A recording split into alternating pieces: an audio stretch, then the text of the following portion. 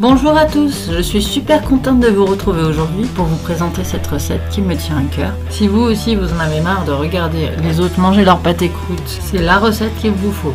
Petite entrée super sympa pour Noël ou dans vos apéros. Alors tout de suite pensez à vous abonner, à liker et on va commencer la recette. Et c'est parti. Comme vous avez dû remarquer sur la photo, j'ai fait 3 pâtes différentes, mais il y en a une que j'ai trouvée moins intéressante et plus friable, donc je ne vous la présenterai pas. Alors la première recette, c'est ma préférée parce que moi j'adore la farine de châtaigne. Donc elle est à base de farine de châtaigne et de farine de riz. Je vous ai déjà fait des tutos concernant la farine de riz et la farine de châtaigne pour la faire soi-même.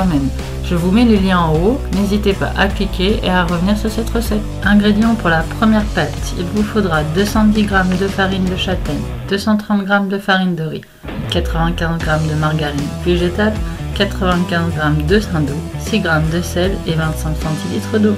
Et si vous êtes comme mon mari, un adepte de la farine de maïs, la deuxième recette est pour vous. Donc il vous faudra 600 g de farine de maïs, 95 g de saindoux, 95 g de margarine végétale, 12 g de sel, 75 cl d'eau. Première chose à faire, c'est la farce car elle va mariner, ça va lui donner un bon goût. Donc il nous faut pour cela 500 g de volaille, filet cuisse, la volaille qui vous fait plaisir, moi j'ai mis poulet canard. Ensuite, il nous faudra 500 g de gorge car ça ramène de la matière grasse, ça évite que la farce soit sèche. Et en dernier, 500 g de lèche. C'est des morceaux de viande mis entiers dans le pâté pour faire joli. Après, vous pouvez remplacer par votre foie gras, mais bien centré pour pas qu'il fonde à la cuisson. Moi, j'ai taillé de belles longueurs dans un magret de canard. On passe à l'assaisonnement. Alors, on assaisonne bien notre farce et nos lèches. Pour 1 kg de viande, il vous faut 16 g de sel, 1 g de poivre, 2 g de muscat ou de 4 épices, 10 cl d'alcool, armagnac ou cognac, c'est le top. Et remuer une fois par jour. On est parti pour les pâtes. Alors moi j'ai décidé de la faire à la main, vous pouvez la faire au robot sans problème. Pour les 2 pâtes, ça va être exactement la même chose. Vous mettez dans un saladier votre farine, votre sel, vous rajoutez votre beurre, votre saindoux. Vous sablez entre vos mains, donc c'est de faire fondre le beurre le maximum pour pouvoir qu'elle se mélange à la farine bien correctement, pour plus avoir de morceaux de beurre. Vous mettez l'eau au fur et à mesure et vous mélangez bien avec vos mains. Ne mettez pas toute l'eau d'un coup car selon la température de votre pièce, selon comment il fait chaud ou pas à l'extérieur, vous n'aurez peut-être pas forcément besoin de toute l'eau. Donc on la met fur et à mesure. Ensuite on va prendre notre pâte, on la met sur la table pour la fraiser. C'est le mouvement de bas en haut qu'on écrase avec les paumes pour tout rassembler, pour faire une jolie boule et bien rassembler notre pâte, qu'elle ne soit pas friable. Attention de ne pas trop la travailler car elle redevient friable au bout d'un certain moment. Donc après, on la met dans un film étirable, bien couvert pour pas qu'elle sèche au frigo et on la laisse reposer une bonne journée. Si votre pâte est trop friable, n'hésitez pas à remettre un petit peu d'eau.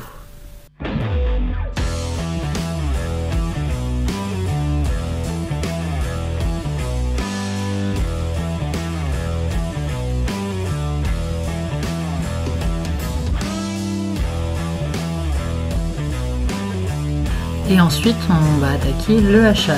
Notre farce qui a été marinée bien sûr 2 jours à l'avance, composée de la gorge et de la volaille. Ne mettez pas vos lèches, on les laisse entières dans le pâté croûte. Je la hache à la grille 6, pas trop fin pour les pâtés croûtes.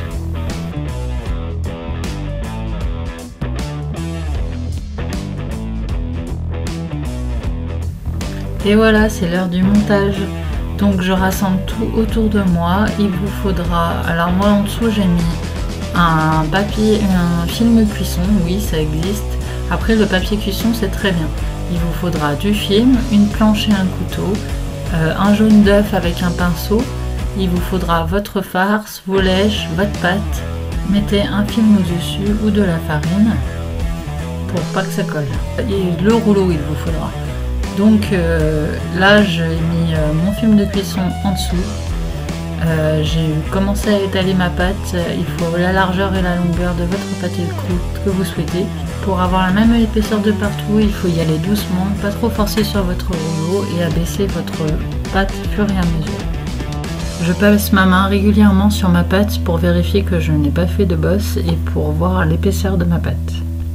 Ensuite, on y met notre farce. Donc, utilisez vos deux mains, une pour vous donner la largeur de partout la même et une pour vous guider sur la hauteur.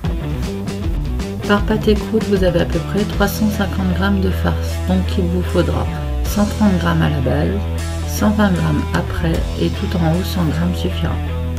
Laissez bien de l'espace de chaque côté pour pouvoir replier la pâte, centrez bien votre farce.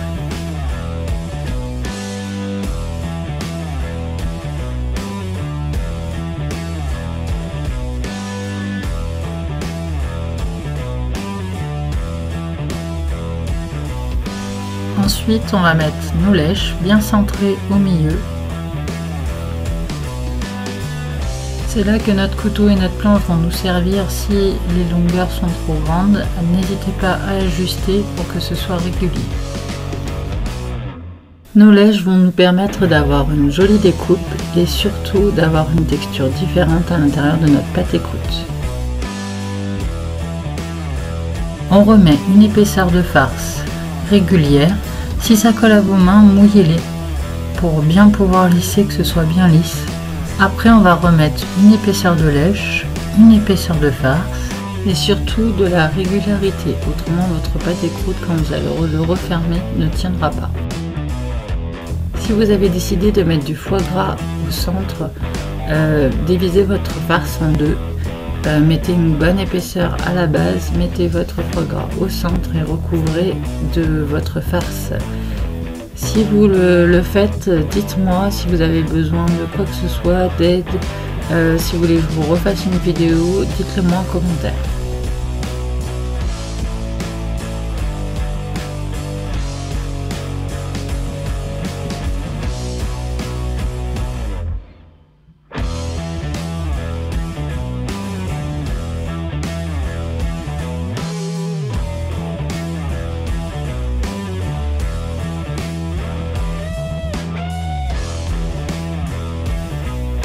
On va mouiller toutes les bordures pour pouvoir les replier les unes sur les autres et qu'elles collent bien entre elles.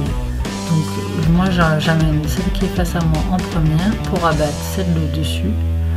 On va mouiller avec un pinceau la pâte qu'on vient de rabattre et ensuite on va replier la pâte de l'autre côté.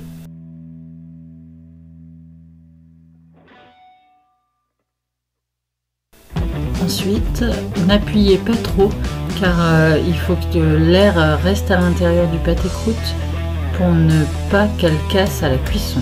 Ensuite, on cicatrise avec une fourchette pour pas que ça s'ouvre. Appuyez un peu pour bien que les deux pâtes se cicatrisent sans faire de trous. Sur le même principe, ensuite on va rabattre les côtés, remouillez vos bords avec votre pinceau, rabattez vos côtés. Vous pouvez vous aider du film ou du papier de cuisson sans problème. Et ensuite, on recicatrise notre pâté croûte. Là, je le mouille un peu pour m'aider à cicatriser plus facilement.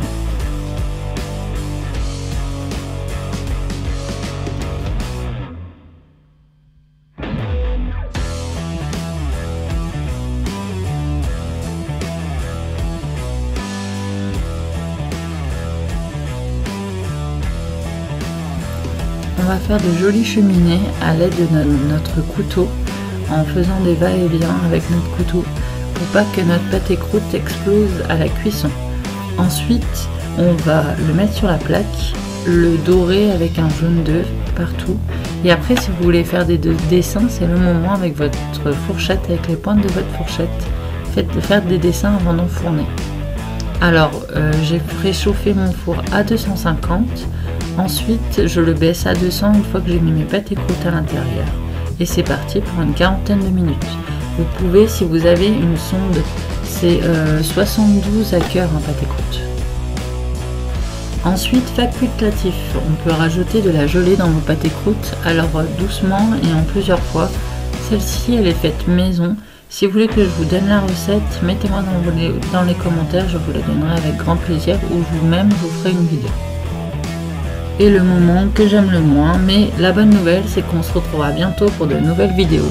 Si tu fais les pâtés croûtes, n'hésite pas à mettre tes photos en commentaire, à commenter, ça fait toujours plaisir. Et on se retrouve très vite, n'hésite pas à t'abonner, à liker, à mettre la cloche pour t'avertir quand je fais des vidéos. Et à très vite.